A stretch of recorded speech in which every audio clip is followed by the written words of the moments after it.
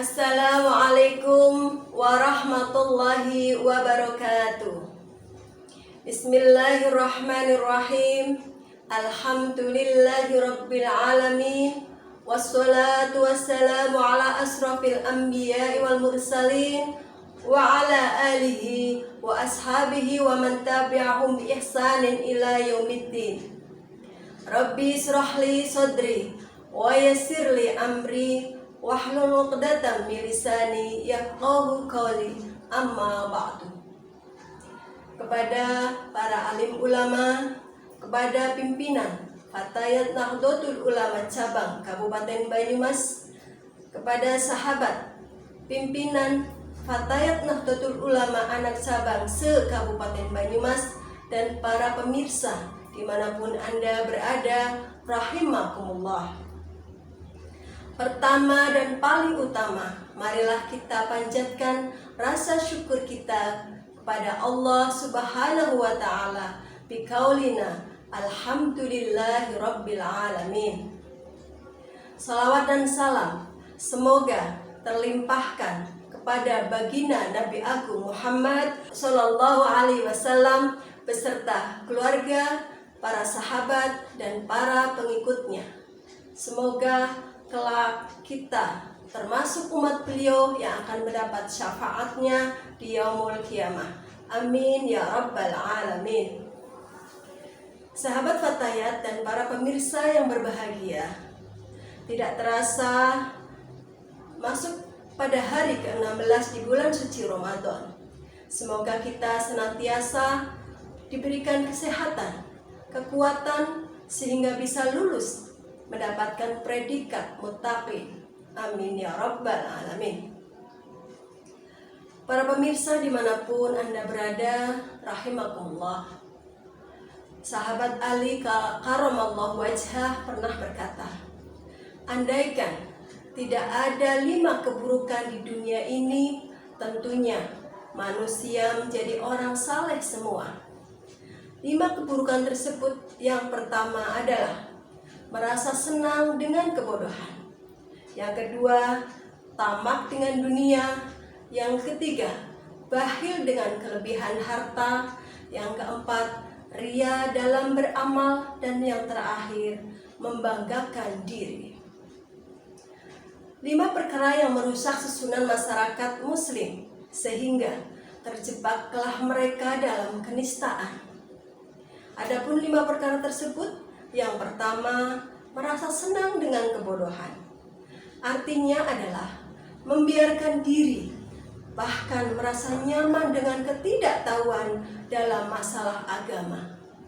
Sebagaimana banyak terjadi pada muslim masa kini di perkotaan yang tiap harinya disibukkan dengan urusan bisnis dan bermacam pekerjaan demi mencapai keinginannya. Sedangkan masalah keislaman cukup dipasrahkan kepada para ustadz yang dipanggil ketika dibutuhkan. Entah itu untuk berdoa, untuk ditanya, ataupun sekedar jadikan curhat bagi dirinya.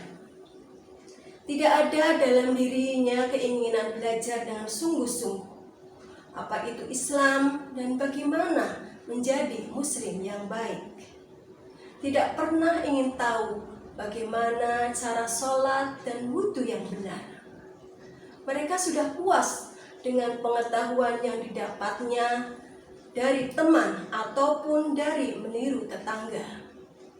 Bahkan belajar keislamannya didapat dari tayangan televisi, dari kuliah subuh, dan semacamnya. Memang itu tidak salah, tetapi semua itu menunjukkan ketidakseriusan keislaman mereka dibanding dengan keseriusannya belajar ilmu pengetahuan umum ataupun kesibukannya mengurus berbagai urusan dunia. Orang seperti ini seharusnya mengingat pesan Rasulullah Shallallahu Alaihi Wasallam. Allah membenci orang yang pandai dalam urusan dunia tetapi bodoh dalam urusan akhirat. Sahabat Fatayat dan para pemirsa yang dirahmati Allah. Yang kedua, tamak dengan dunia. Dan ketiga, bakhil dengan kelebihan harta. Keduanya merupakan pasangan yang selalu terkait dan tidak bisa dipisahkan. Karena siapapun yang tamak dan merasa kurang dengan berbagai kepemilikan hartanya, pastilah dia akan berlaku bakhil dan sangat sayang dengan kelebihan-kelebihan yang dimilikinya. Dalam kesempatan lain, Rasulullah SAW pernah menyinggung tentang ketamakan. Beliau berkata, yang artinya bahwa mencintai harta adalah sumber segala kecelakaan dan keburukan, baik keburukan fisik maupun mental. Mari kita bersama-sama introspeksi diri. Mengapa diri ini sering kali masuk angin gara-gara terlalu sering di jalan demi mengejar satu pekerjaan? Betapa para pembisnis itu sering sekali keluar masuk rumah sakit, berganti-ganti penyakit karena komplikasi yang disebabkan kurangnya perhatian dalam mengurus diri dan lebih suka mengejar materi. Meskipun ini bukanlah hukum universal yang dapat diterapkan pada orang lain, tetapi minimal menjadi pelajaran bagi kita yang mengerti betapa kecintaan dan ketamakan dunia selalu membawa petaka. Belum lagi petaka mental yang merusak negeri ini. Korupsi, kolusi, dan juga kebiasaan berbohong demi citra diri. Semua itu bermuara pada satu kata, yaitu tamak terhadap dunia. Rasulullah SAW bersabda, "As-suhdu fid dunya yurihul qalba wal badana, wa ruhbatul fiha tutbi'ul qalba wal badana." Suhud, tidak suka dengan dunia, sangat menyenangkan hati dan badan. Sedangkan cinta dunia sangat melelahkan hati dan badan. Rawahu Tabrani. Demikianlah bahwa kebahilan ataupun kepelitan merupakan dampak sistemik yang tidak terhindarkan dari ketamakan dunia. Dan kebahilan itu pasti akan menjauhkan seseorang dari Allah, dari surga, dan sesama manusia. Itu artinya, kesalehan bagi orang yang bakhil adalah angan-angan belaka. Dan jikalau ada kesalehan di sana, pastilah itu hanya kesalehan yang semu. Karena hadis Rasulullah SAW tentang kebakhilan yang menjauhkan seseorang dari Allah dan surga serta sesama manusia adalah hadis sahih. Sahabat Fatayat dan para pemirsa yang dirahmati Allah.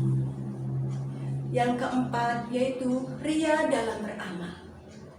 Ria adalah pamer, yaitu melakukan satu amal ibadah agama dengan maksud mendapatkan pujian dari manusia.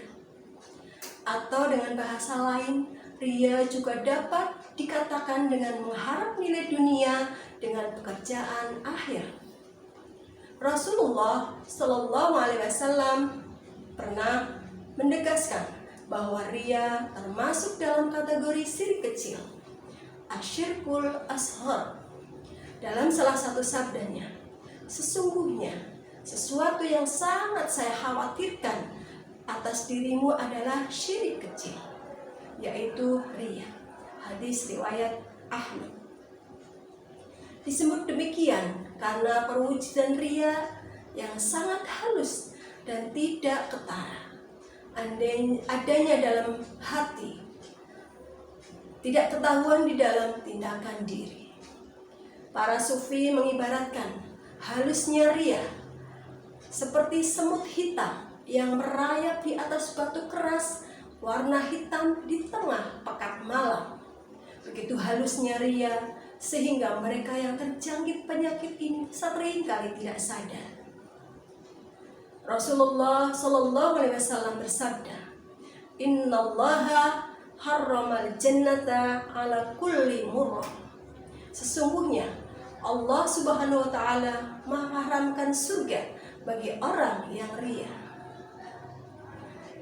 Dan kelima adalah ujub atau membanggakan diri, yaitu merasa diri paling sempurna dibandingkan dengan orang lain.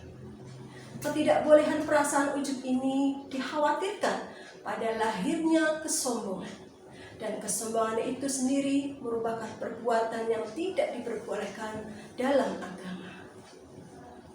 Sahabat Fatayat dan para pemirsa yang berbahagia, ada beberapa cara untuk meningkatkan ketakwaan kita kepada Allah. Yang pertama, dengan mensyukuri nikmat iman. Karena nikmat ini merupakan nikmat yang paling besar yang telah Allah anugerahkan kepada hambanya, dan menjadi tiket kita untuk berjumpa dengan Allah di akhirat nanti. Selanjutnya, cara meningkatkan ketakwaan kepada Allah yang kedua adalah menambah kualitas keimanan kita kepadanya melalui menjalankan semua amal kebaikan sebagai perintah Allah dan menjauhi amal keburukan sebagai larangan Allah. Karena iman dan amal soleh itu ibarat dua mata sisi uang yang tidak bisa dipisahkan satu sama lainnya. Bisa diartikan iman itu bernilai jika dibarengi dengan amal soleh, dan juga amal soleh mempunyai nilai lebih jika didasari dengan keimanan. Jika kita kaji dalam Al-Quran, maka kita akan banyak menemukan firman Allah yang menyebut istilah iman dan amal soleh selalu bergandengan. Seperti terdapat dalam surat Al-Baqarah ayat 25.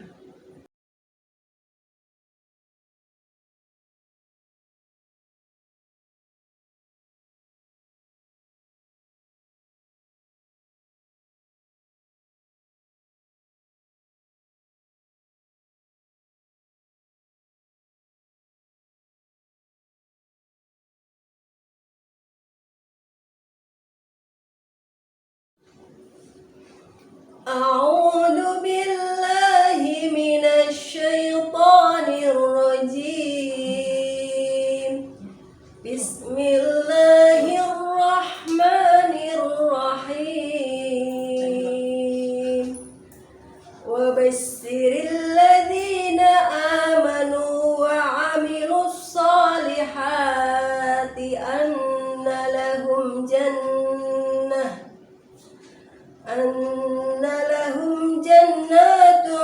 tajri min tahtihal anhar kullama ruziqu minha min thamarati rizqan qalu hadha alladhi ruziqna min qablu wa utu bihi mutasyabiha walahum fiha azwajun mutahharatun wa hum fiha khalidun. Shadaqallahul azim. Yang artinya, dan sampaikanlah berita gembira kepada mereka yang beriman dan berbuat baik, bahwa bagi mereka disediakan surga-surga yang mengalir sungai-sungai di dalamnya.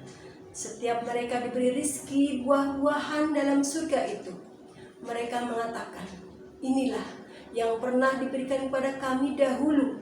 Mereka diberi buah-buahan yang serupa, dan untuk mereka di dalamnya ada istri-istri yang suci, dan mereka kekal di dalamnya. Ayat ini berbicara bahwa orang yang beriman dan beramal soleh akan disediakan surga yang dialiri sungai-sungai di dalamnya. Jadi kedua istilah itu saling melengkapi satu sama lainnya. Dan masih banyak ayat lainnya yang menjelaskan tentang pentingnya iman dan amal soleh. Tentunya kita semua berharap pada diri dan lingkungan sekitar kita tak hanya beriman, melainkan juga beramal soleh. Tetapi tidak semua yang kita harapkan sesuai dengan kenyataan. Oleh karena itu, marilah kita senantiasa terus menuntut ilmu, karena ilmu bisa mengantarkan kita mengerti kekuasaan Allah Subhanahu wa Ta'ala. Dengan mengetahui keagungan Allah, maka diharapkan keimanan dan ketaatan kita harus bertambah kualitasnya. Inilah yang disebutkan oleh Allah dalam firman-Nya. Innama yakhshallahu min ibadil ulama. Sesungguhnya hanya orang yang mempunyai ilmu yang takut kepada Allah. Jika dalam diri kita ada rasa khauf, belum ada rasa takut kepadanya, kemudian kita merasa diri berilmu, maka hal tersebut menjadi penghalang kita untuk bertakwa kepada Allah Subhanahu wa Ta'ala. Sahabat Fatayat dan para pemirsa yang berbahagia, kelima perkara inilah yang disampaikan oleh Sayyidina Ali Karamallahu wajhah yang dapat menghambat seseorang menjadi orang yang soleh. Mudah-mudahan kita senantiasa dijaga dari kelima hal tersebut, sehingga kita tetap semangat beramal soleh kepadanya. Amin ya Rabbal Alamin. Demikian yang dapat saya sampaikan.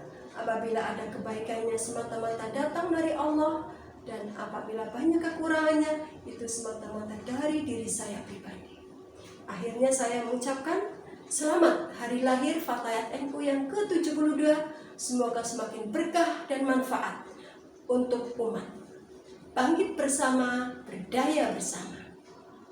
Membuat kupat di rumah tingkat. Fatayat berkhidmat, menebar manfaat. Terima kasih. Wallahul muwaffiq ila aqwamit thoriq. Wassalamualaikum warahmatullahi wabarakatuh.